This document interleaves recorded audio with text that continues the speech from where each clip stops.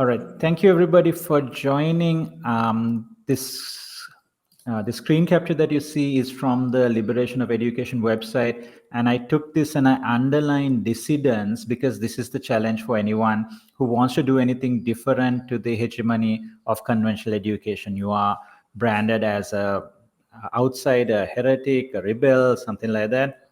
And this means that we always struggle for legitimacy because there is a way that society has accepted school should be, regardless of whether it's run by public authorities or it's private or how it's funded.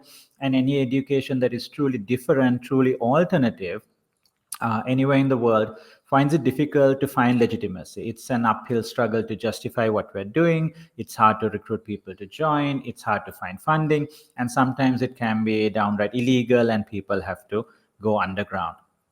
And so personally, I started looking for a better way in 2013. And it reminded me a little bit of this cartoon where you're making a sphere out of the cube so that it's easier to do it.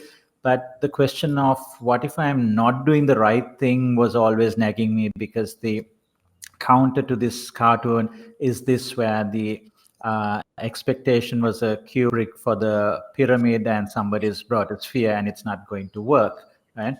So I mean, it's one thing to try to do something different or try to do something better, but is it the right thing? How do you know? And when I was looking around, I certainly found a lot of things that confirmed what I was thinking. But what if I was falling victim to some crazy conspiracy theory and I was just stuck in an echo chamber? Like, for example, this is Dr. Peter Gray, who I know some of you are aware of, and he has done a lot of research on self-directed education, speaking on the importance of play.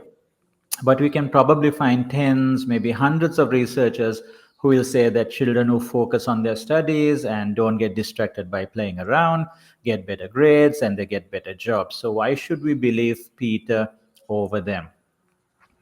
And my proposal and the basis for what I'm going to share today is that if we want to end up with something that's right for children, we should begin with the rights of the child. And for example, this is how the UN Committee on the Rights of the Child defines play. So children's play is any behavior initiated, controlled, and structured by children themselves. So it can't be something that is led or directed by adults. And they also say that play itself is non-compulsory, driven by intrinsic motivation, undertaken for its own sake rather than a means to an end.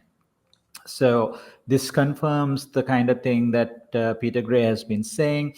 This confirms that places that say they do play-based learning, where play is a means to an end that the adult has decided, is some kind of abomination. And the thing is that you can't really dismiss the UN Committee on the Rights of the Child as some crackpots or conspiracy theorists, right? But a couple of warnings before I get into more detail on this. So rights are technically inalienable. That means that nobody can take it away from you, but practically they are often violated or abused. So when a state party ratifies a treaty on rights, they are committing to respect those rights. That means that the state itself must not violate rights. They are committing to protect the rights, which means that they have to ensure that other parties can't abuse the rights, and they should progressively strive to fulfill the rights.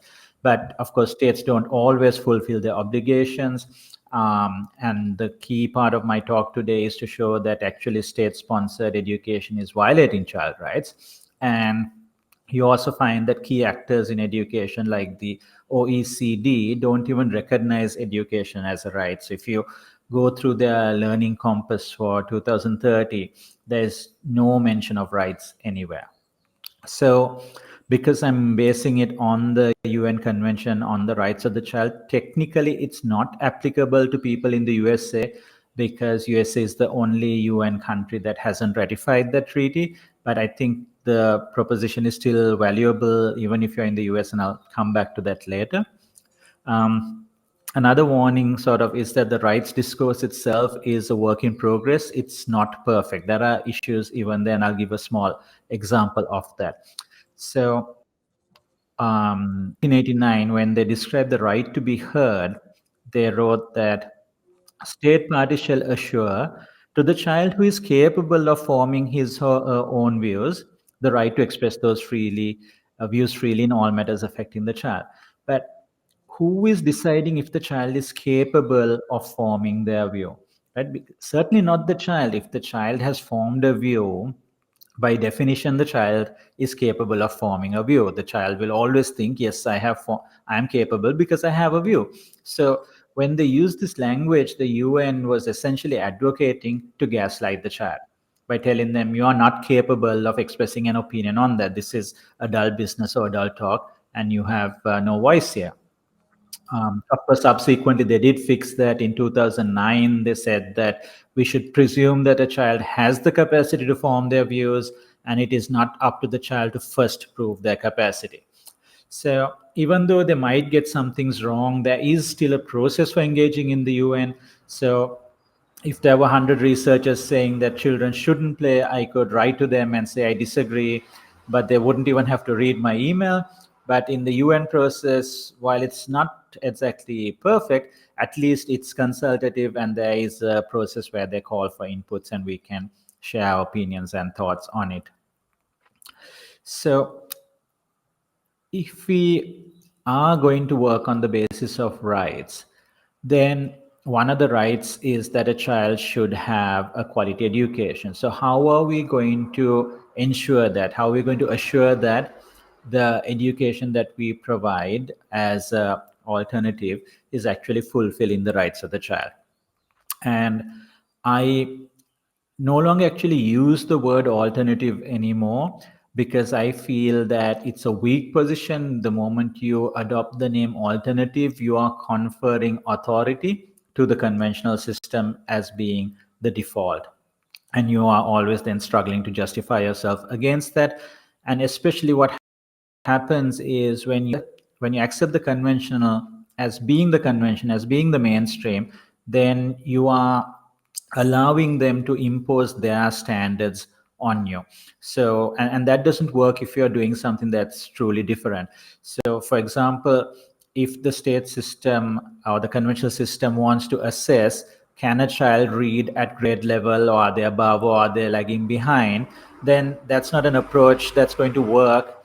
uh, an approach that allows children to work at their own pace can't function in that kind of thing, because you're always going to be having the inspectors coming and assessing the reading progress of the child, and then that's going to create a pressure to do the things that are assessed and maybe not do the things that the child is really interested in doing or finds meaningful or useful. So if we are going to propose an alternative benchmark, then it must be something that's credible, it should be well articulated, and it should be internationally accepted. So, interestingly, if we work on the basis of assessing education on human rights, it is something that it is credible, it is articulated because there's a lot of documentation on the rights, and it is internationally accepted because, well, except USA, every other country that is a member of the United Nations has ratified this treaty.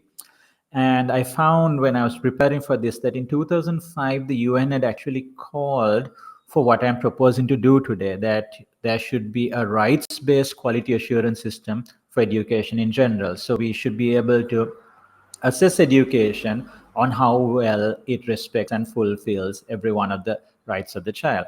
And they also called for what I propose to do afterwards, like starting after this talk, which is that learners themselves should be directly involved in this process. So not just that education is assessed by the teachers, by the inspectors, by the state, but that the children themselves have a role to play in this. So although these proposals came up in 2005, nothing really useful happened on that, because people in conventional education see the mainstream practices as being normal, right? So they just don't see that it's a violation of human rights and child rights. So I'll give a little analogy to understand that. If we go to the US Declaration of Independence, with the benefit of the hindsight of the Civil War and the civil rights movements, it's hard to not see the contradiction here, that how could you say all men are created equal and one of the unalienable rights are liberty, and have this in a time of slavery. And four of the committee of five who drafted the declaration were slave owners. So did they not see a contradiction? Did John Adams, who is the only one who didn't own slaves, not see a contradiction? So I tried to ask ChatGPT about this, like how did this happen? And no matter how I phrase the question, it always threw this kind of disclaimer at me, saying that it's important to understand that the founding fathers were products of their time and society. So in a way, that's a fair enough argument. It's hard to judge people in the past based on the standards and the human rights of today. It's uh, tricky to understand how things worked at the time because we grew up in a very different system. But why this is illustrative is because the story of being a product of time and society is also true for mainstream education. And by the way, I don't like to call it traditional education, because what we call mainstream now started with the Prussian model about 200 years ago or thereabouts, and there were other methods of education that predated that. So the Native Americans had their own education system. Without it, their civilization wouldn't have survived. And even if you look at the countries that colonized the USA, they had other forms of education as well. The Prussian model wasn't the only model that was operating at the time, but it was the one that really spread quickly. So if you search for what were some of the defining features of the Prussian model, you will get a list like this. It was state funded, which I think was kind of an innovation for that time. Because it was state funded, it was also state controlled. It was, I think, the first attempt to be universal in the sense that everybody should receive an education. They had a curriculum that was defined. There were professional and trained teachers, so there was a system for training the teachers, and the objective was to produce disciplined and obedient citizens for the industry and the military. So this kind of explains why the state was funding it, because there was something the state wanted as opposed to what the people wanted or what society wanted. And so therefore they needed to control it and they needed to fund it to make sure it happened the way they wanted it. So if we compare these origins with what we have now, so time and society has evolved in 200 years. So how has it evolved? So we do have a lot of private funding coming in. It's not only state funding anymore. This has implications for opportunities. It also has implications for equity. It's still pretty much state controlled, though, because even if you have a private school, the regulations under which you operate are still defined by the state. It is very much universal. So any statistic or report on education will tell you about how many children are missing out on school.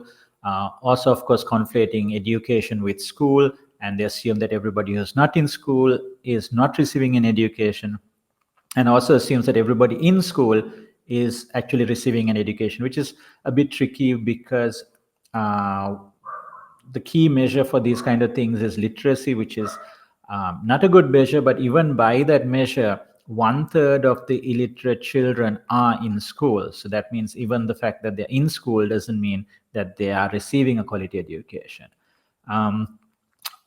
The curriculum, the content of curricula has changed, but the notion of having a curriculum hasn't. So pretty much any school will tell you this is the curriculum we have.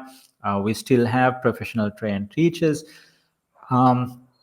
Much of the discourse on changing education or changing mainstream education is that the nature of work has changed. It's not about people working in factories or working in the army, but now that we have a different kind of work, the fourth industrial revolution, so many things. So they talk about 21st century skills and things like that. But there is something that hasn't changed in all these 200 or so years. And I like to use this quote as a clue to illustrate that. It says that if a child cannot learn in the way we teach, we must teach in a way the child can learn.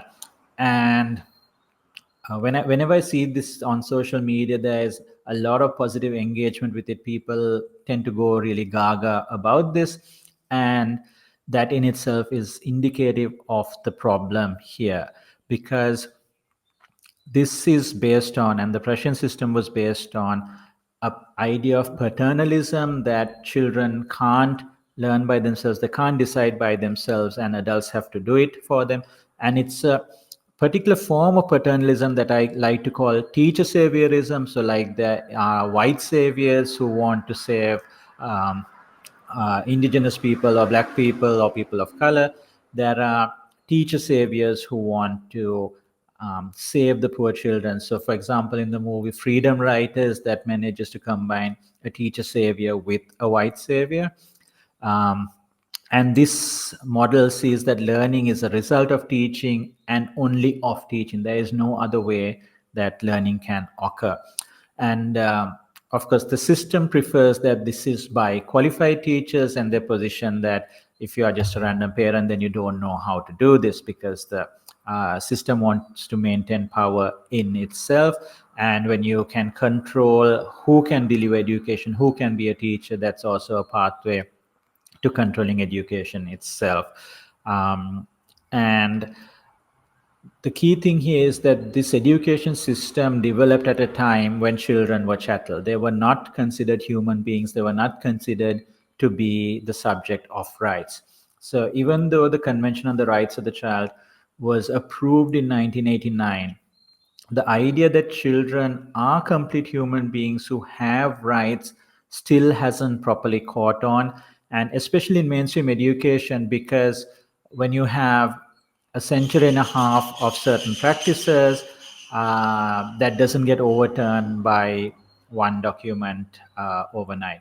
And I think actually, even though countries ratified this in 1990, 1991 or thereabouts, still actually putting it into place and ensuring that these rights were a lived experience of children hasn't happened very well. Even where it has happened, it has taken a lot of time. So I think most people, myself included, who are engaging in this dialogue of child rights actually did not have a childhood where we experienced what it was like to have those rights. And um, John Holt also speaks of this from a different angle when he says that it's hard for adults to trust children because when we were children, we did not experience what it was like to be trusted by adults. So we don't know what it looks like. And in the same way, most adults today don't understand what it looks like to have your rights as a child respected. So I like to use a little metaphor of a invisible in the room. The elephant in the room is a problem everybody sees, but they refuse to talk about. But the invisible elephant is that no one can see it either.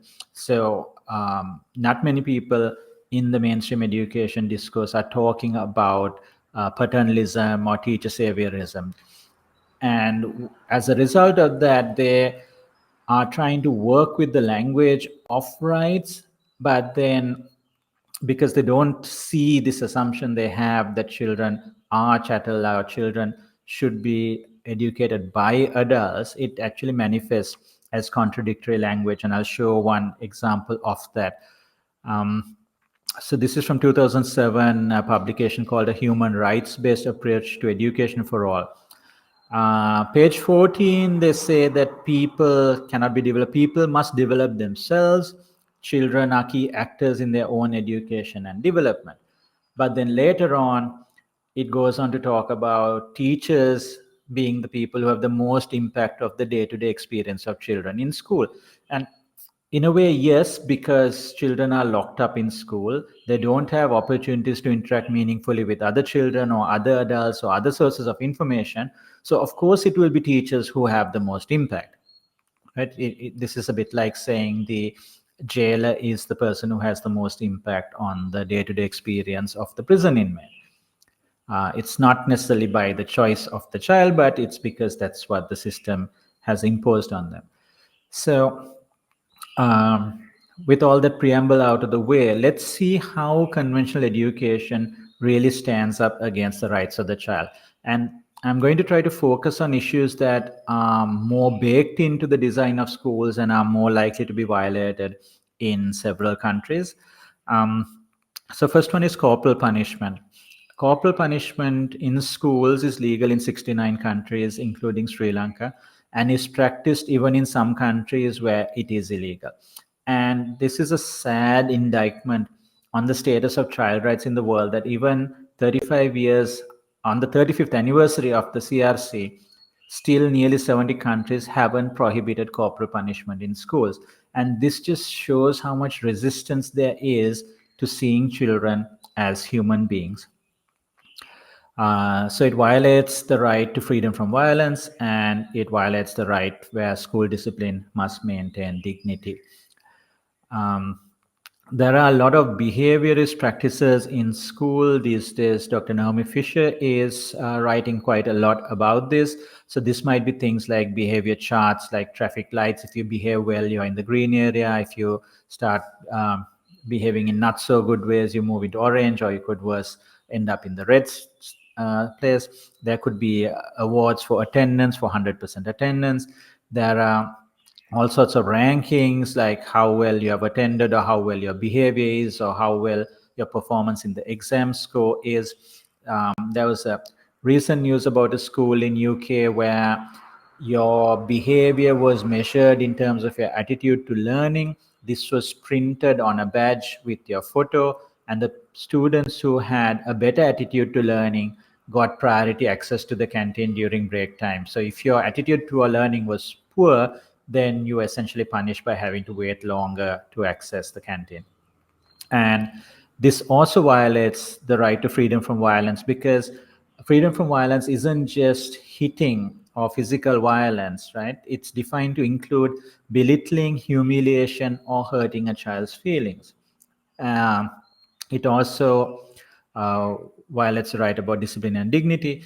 And the second article in the CRC talks about discrimination, or that children should not be discriminated on any ground, including disability. And these behaviorist practices are discriminatory because they're ableist, they are neurotypical standards, and they are very difficult for neurodivergent children to uh, conform to.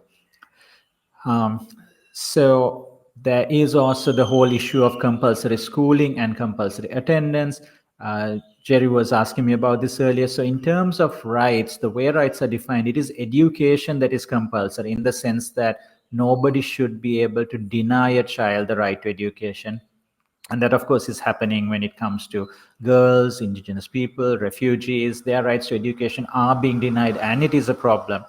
But that doesn't mean that school or compulsory school is the way. And recently there has been some recognition of this. This was also part of the IDEC resolution, where we wrote to the UN committee last year to clarify this. So this actually, for me, also violates Article 9, that says that a child should not be separated from parents against the child's will. And I think this is mostly understood in a concept of child custody and for separation for extended periods.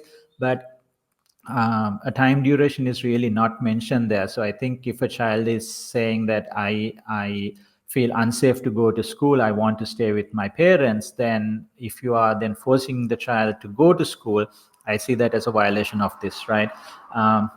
Again, it's ableist because it can be a lot of sensory issues for children if they are forced to go into a school environment. Um, most schools will also be very proud about the rigor of their programs and the workload as part of delivering the quality education. But this kind of imposed workload, which could be the curricular ones in terms of the classwork or the homework, on top of which there is expectations of extracurricular work, means that children don't have any time to rest or to play or for recreation or to participate in cultural activities, because they're always so busy with doing something related to compulsory education. Um, so grouping by age and which is of course the whole grade system. And in some countries also you are in a fixed class, you are always with the same 25, 30 or whatever number of children, and this actually violates the child's freedom of association. And I added in some extra text here because the 1989 document itself actually goes on to detail this, that you can't restrict freedom of association except on these grounds. So if it's necessary in the interest of national security or public safety or public order or protection of public health, or if it's needed to protect the rights and freedoms of others, then yes, the right to freedom of association can be restricted. But none of these conditions actually apply to a child in school, and to say that you are going to spend all your time in the company of children of your same age, and maybe even who are in the same class that we have decided you should be in. Um, so standardized compulsory exams, there's at least some recognition that this is problematic, and some countries therefore have delayed or eliminated them. And I see this as violating the right to freedom from discrimination, again, because it's ableist. And this is not just about reading or writing, which can be somewhat accommodated, but the whole pressure of performing under examination conditions. And the last one, the big one, the compulsory curriculum, which is of course a key part of the Prussian system. So this violates the child's freedom of expression, because freedom of expression is not just being able to say what I think, but it's also the freedom to seek, receive information and ideas of all kinds. So if you have a curriculum that constrains you, that says that these are the only things that you should be learning, the only things that is worthwhile spending time on learning, and you can't look at these other things that are outside of the curriculum, you can't look at things that contradict the curriculum. So the whole debate in the USA about critical race theory as well, that violates the child's freedom of expression. And again, it is ableist because certain certain content, or the way certain content are taught, can also be ableist.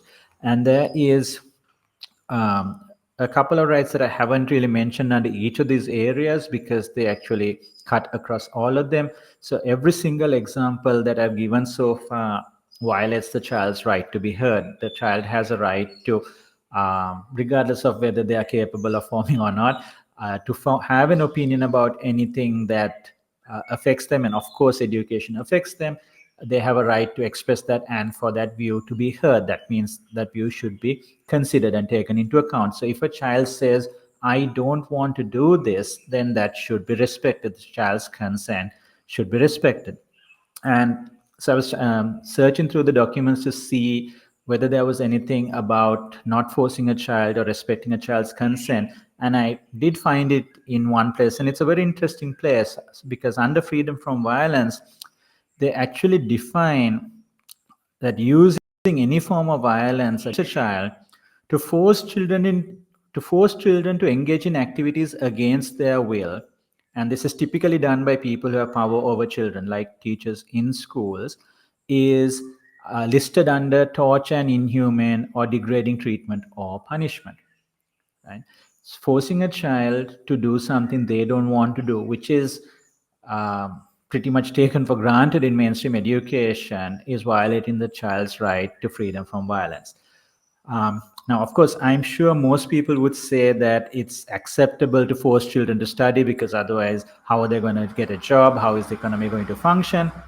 And the thing is that if this was some sort of hypothetical presentation, yes, that would make sense. But this leads into the question of, is rights affirming education possible? So, of course, people in the conventional system would say it's not possible to educate children and to meet societal goals while respecting these rights. But as some of you on this know, schools like Summerhill and Sudbury Valley have been functioning on the basis of respecting children since long before the Convention of the Rights of the Child. So they don't even have in their language or in their founding stories that we're respecting the rights of the child, because they started doing it before the rights of the child existed. Whereas with Kinder Republic, which is only 3 years old, we do have an explicit commitment to child rights, because we started after this treaty was ratified. So, what next from here? Um, One is that, so if you are in the USA, although children in the USA are not protected by these rights, I think you can still use this personally in your practice to reflect on, are the things we are doing uh, advancing child rights, or are they violating it? You can use it to convince people who are doubting you whether what you're doing is right or acceptable. And I think the right to be heard is really a crucial part. Although I have shared what I think, what I see are the violation of child rights, I think it's really important to hear what children have to say about this. One of the things in the CRC is that actually children and adults should receive education about their rights, and I think that doesn't happen much either. Um, Possibly because countries realize that if you talk too much to people about their rights, then they start standing up for them, and they don't really want that to happen. But this does need to happen if we are to protect our rights and preserve them. So I am in touch with some people about how we can make this happen. And I want to put into place that recommendation from 2005 about building that quality assurance framework and make it available to all educational contexts. By that, I mean whether it's a school in the conventional system who uses that as a framework to say, see that, okay, this is where we are now. We are now going to change as best we can, as quickly as we can, to respect these rights, and this is our 3-year plan or 5-year plan or whatever it is to achieve that.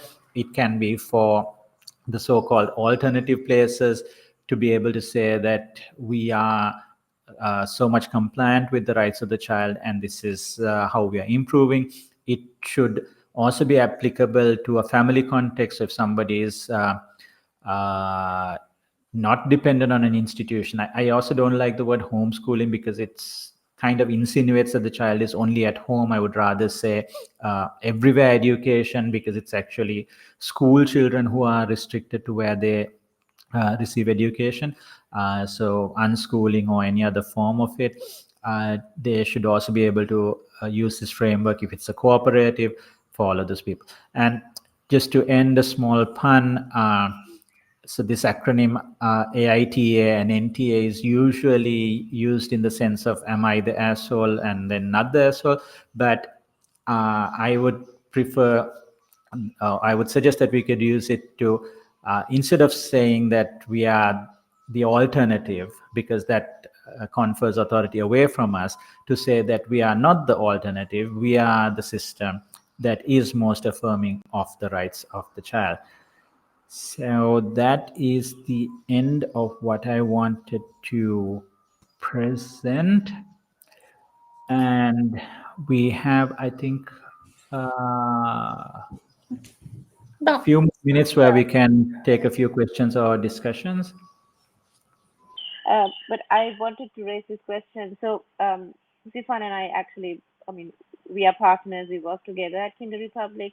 I just want to bring to the forefront um, this question or the challenge as we speak of rights-based education or rights-affirming education.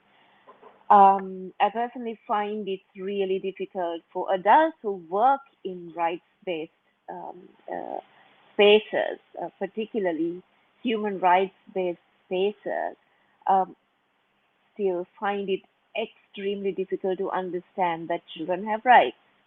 So while we say that we talk about the UNCRC, which is at least um, coming from 1989, the deliberations would have begun even before. Um, at this point in time, at least in Sri Lanka, um, it is very difficult for many adults to find this, uh, catch on to this idea. And this is also stemming from what Sifan mentioned about we being the products of our time.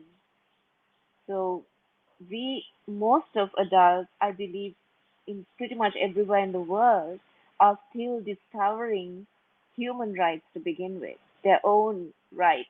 Most of us um, do not really practice learning our own rights as children, and therefore we are also almost um, have an inhibition towards this idea of the discourse of rights, even for adults.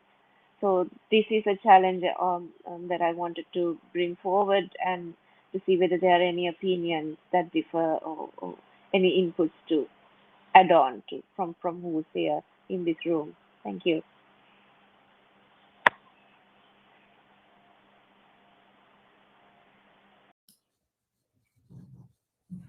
So I'm not sure what the final question was. Okay, I think this is a bigger question that we can really jump into at this time, but I'll share some thoughts also that, for example, countries in the global south are not very happy about this whole rights thing at all, because they see it as something imposed from a Western point of view that doesn't respect their own traditions and cultures. And I think this is maybe not so much a concern with the rights of the child, but overall about how the rights discourse works, where there is pressure on countries to sign certain treaties that if you're not part of this, then we're not going to do this for you, or we are not going to give you this kind of aid or this kind of concessions. So countries are experiencing those sort of dynamics in that discourse, and that causes resistance. But I think from the perspective of what it means for us to be human, what it means for us to have, for us to live in a democratic society, then I think this rights discourse needs to be advanced. And always, democracy and rights has been a work in progress. It's been a struggle. The people in power never really wanted to give rights to people. Rights had to be fought for in different means. In the Western discourse, usually the starting point of this is seen as the Magna Carta, where King John was sort of forced to sign this, but he actually tried to renege on that. He tried to get the Pope to cancel that, and I think if he hadn't died when he had died, he might have succeeded in actually undoing the Magna Carta. So wherever it has happened, and even the French Revolution, the US independence, all of these are stories in this struggle for rights. So I think if we as people value these rights, then we have to raise our voices about it. We have to engage in discourse. We have to fight in the sense, not necessarily of like rebellion and revolt and war and things like that, because the whole foundation of the modern human rights movement is about having rights in order to avoid war and conflict. But through peaceful means, we need to advance this discourse. And I think what we are trying to do by highlighting the contradiction between conventional education and the rights of the child, and pushing for those rights to be respected and for children to be aware of their rights, is one way to make that happen in the larger sense.